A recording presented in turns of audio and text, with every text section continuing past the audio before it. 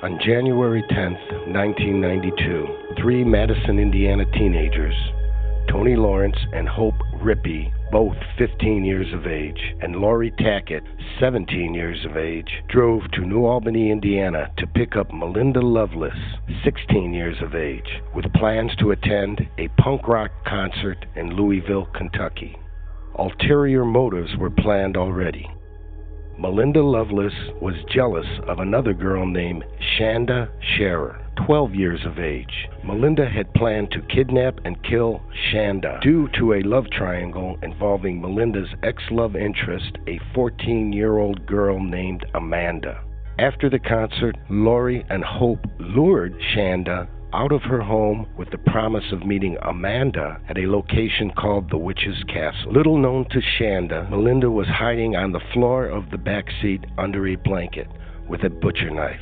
En route, Melinda appeared from the back seat with the butcher knife and held it to Shanda's throat from behind, then uttered into Shanda's ear, "I'll bet you weren't expecting to see me." And so the long night of Shanda's torture had begun. Upon reaching the Witch's Castle, the girls took Shanda into a stone building called the Dungeon. She was bound at her hands and ankles, then intimidated and threatened by all four girls.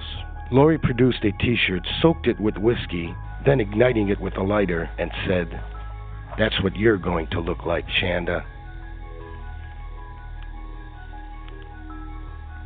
At this point, several cars passed on a nearby road. The girls then decided to move to a more isolated location, an old logging road near Lori's house just north of Madison. Tiny 12-year-old Shanda is then forced into spending a terrifying 50-mile car ride at knife point with her older and physically superior captors. When the girls reached their destination, Shanda begged Tony, "Please, please save me. Don't let Melinda hurt me." Ignoring Tony's request to take Shanda home, the other girls forced Shanda from the car and had her remove her clothes. Melinda then threw the clothes into the back seat and said, "I'm going to keep them as souvenirs."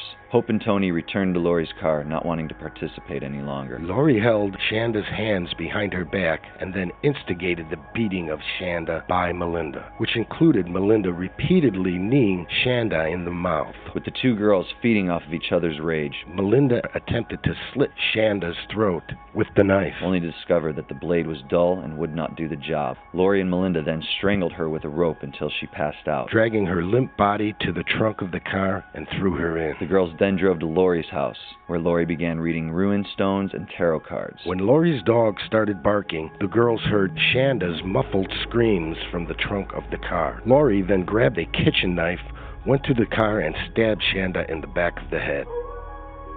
She then returned inside and suggested that they drive around all night so Shanda could die slowly. Hope and Tony said they were tired and would rather stay behind.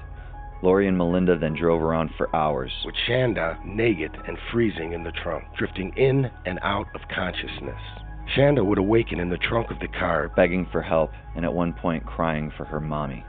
"Mommy." Lori and Melinda would then pull over and repeatedly beat Shanda with a tire iron until she lost consciousness again. After each beating, Lori would get back in the car and say things like, "It was so cool, I could feel her head caving in. She's red, she's soaked with blood." Returning once with a tire iron, telling Melinda to smell the blood. Smell her blood. As the sun rose, they returned to Lori's house, excited to show Tony and Hope their handiwork, bragging, "We must have hit her at least 60 times.